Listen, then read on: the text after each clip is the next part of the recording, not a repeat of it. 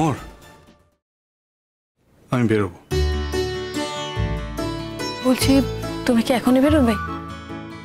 হ্যাঁ এখনই তো বেরোবো, সেই জন্যই তো যাচ্ছিলাম, মানে শেষটা এসে গেল সেই জন্য, তাই একটু বসে গেলাম, কথাবার্তা বলে গেলাম। তোমার কি ফিরতে দেরি হবে? না না, খুব দেরি হবে কেন, আমি চলে আসবো, আমার একটা মিটিং আছে, মিটিংটা অ্যাটেন্ড করি তারপর চলে আসবো। শ্রেষ্ঠা ম্যাম, আপনি বলুন আপনি কি খাবেন? হ্যাঁ আমি দিদিকে ডেকে দিচ্ছি, সাথে আপনার খাবারটাও নিয়ে আসবো। কোনো ব্যবস্থা করতে হবে না মোহর, আমি এমনিতেই এখন নিরামিষ খাই, তার উপর আবার একাহারি। একাহারি? একাহারি মানে? মানে দিনে একবার খাই। সে কি, এই জন্য আপনি এত রোগা হয়ে যাচ্ছেন? একবেলা কি খেলে কি করে হবে? আপনাকে তো খাবার ঠিকঠাক খেতে হবে। একবেলা খেলেও আমার যতটুকুনি প্রয়োজন আমি ততটুকুই খাই মোহর, এরকম না যে কম খাই, কিন্তু খাবারটা একবার খাই, এটুকুই। তো কখন খান আপনি? এই যে কলেজ থেকে বাড়ি ফিরে। মানে সারাদিনে ওই একবার তুমি খাও কলেজ থেকে বাড়ি ফিরে গিয়ে? না, ওই সকালে কখনো কখনো চা খাই, দুধ বিস্কিট খাই, কিন্তু ভাত খাই ওই একবারই, ওই একবারেই হয়ে যায়। আর চেষ্টা এইভাবে বাড়াবাড়ি করো না, এভাবে শরীর অসুস্থ হয়ে যাবে, এরপরে কি হবে বলো তো? ইমিউনিটি কমে যাবে, তখন কিন্তু তুমি দুর্বল হয়ে পড়বে, তুমি রোগাক্রান্ত হবে। আমার শরীর একদম ফিট আছে, আমি একদম সুস্থ আছি, শরীর একদম ঝরঝরে আছে। আর সব থেকে বড় কথা, আমার মনে কোনো টেনশন নেই, কোনো অশান্তি নেই, এটাই সব থেকে বড় উপকার হয়েছে আমার। আমি দিদিকে ডাকছি। তাহলে চেষ্টা তুমি বসো, হ্যাঁ আমি এগোই। হ্যাঁ হ্যাঁ তুমি যাও, আমি এখানেই আছি। বলছি তুমি একটু কফি খেয়ে যাবে তো? কেন, তুমি বানাবে নাকি? ম্যাম আপনি একটু কফি খাবেন তো? কফি? হ্যাঁ হ্যাঁ খাবে খাবে, কফি তো, এক কাপ কফি খাওয়াই যায়। প্লিজ ম্যাম, আপনি একটু কফি খেতেই পারেন। তাছাড়া এই বাড়িতে আপনি প্রথমবার এসেছেন, ঈশানদার লোকজন খুব ভালোবাসতো, খুব যত্ন করতো। আপনি তো ঈশানদার খবর শুনে এখানে এসেছেন, আপনি যদি কফি খান তাহলে ঈশানদার আত্মা যেখানে থাকুক শান্তি পাবে। বেশ বেশ, আমার জন্য বানাও এক কাপ কফি। ঠিক ঠিক, সেই ভালো। চলো আমরা বরং ড্রয়িং রুমে গিয়ে বসি, তার কারণ ওখানে তাহলে সবাই মিলে আমরা কফিটা খেতে পারবো, আর আমি তারপরে রওনা হয়ে যাবো। তুমি বসে বসে কথা বলে নিও, গল্প গল্প করো তোমরা। হ্যাঁ হ্যাঁ তুমি যাও না, আমার কোনো অসুবিধে নেই। আসলে আমি না একটা বই পড়তে পড়তে আসছিলাম, খুব ইন্টারেস্টিং জানো তো বইটা, ওটাই শেষ করি তাহলে আমি। ঠিক আছে। অনেক পাল্টে গেছে চেষ্টা, সত্যি অনেক পাল্টে গেছে, সত্যি তো।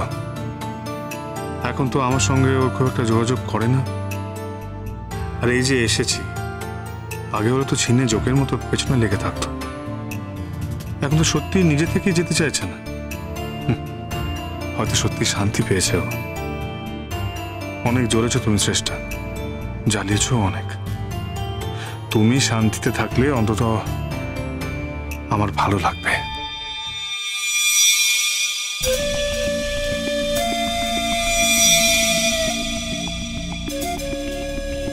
আসছি তাহলে। হ্যাঁ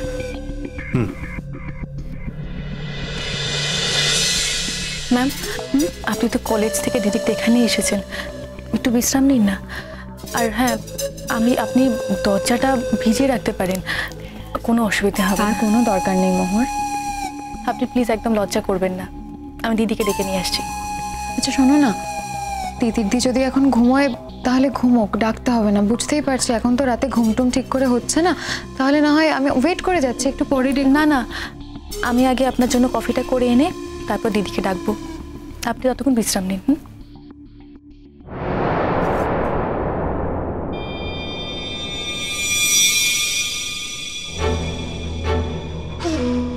সোনায় সোহাগা, এত বড় সুযোগ যে তুমি নিজেই করে দেবে মোহর, তা তো আমি বুঝতে পারিনি।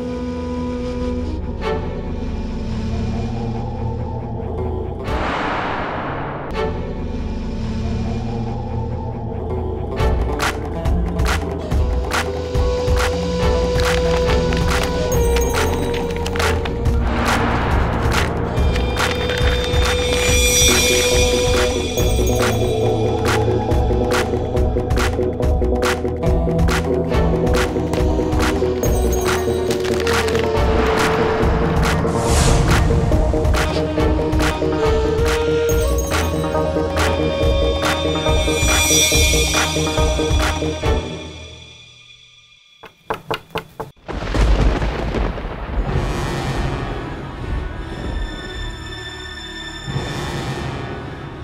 মোহর, এসেছো?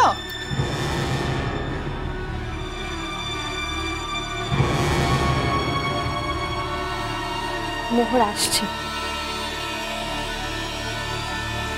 দিদি,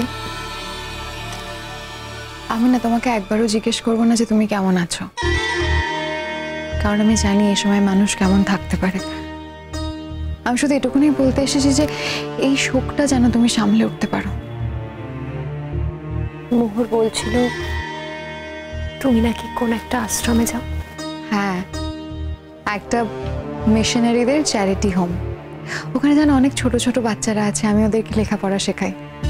তুমি গেলে তোমারও ভালো লাগবে, যাবে? কয়েকটা দিন যাক, তারপর আমি নিশ্চয়ই যাব।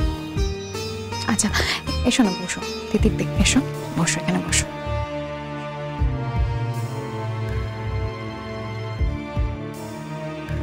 কি থেকে যে কি হয়ে গেল না তিতির দি।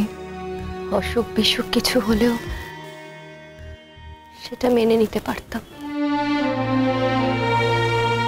একটা ভালো মানুষ বাজাতে গেল আর ফিরল অ্যাক্সিডেন্ট। এই অ্যাক্সিডেন্টটাই আমি কিছুতেই মানতে পারছি না। কি করবে বলো তিতির দি, তোমার হাতে তো কিছু নেই, আর অ্যাক্সিডেন্ট তো এইভাবেই হয়। তুমি শুধু শুধু না নিজের মন খারাপ করো না, বরং মনে জোর আনো, মানুষের কাজে মানুষের জন্য নিজেকে বিলিয়ে দাও। তুমি বিশ্বাস করো, একটা অদ্ভুত শান্তি পাবে।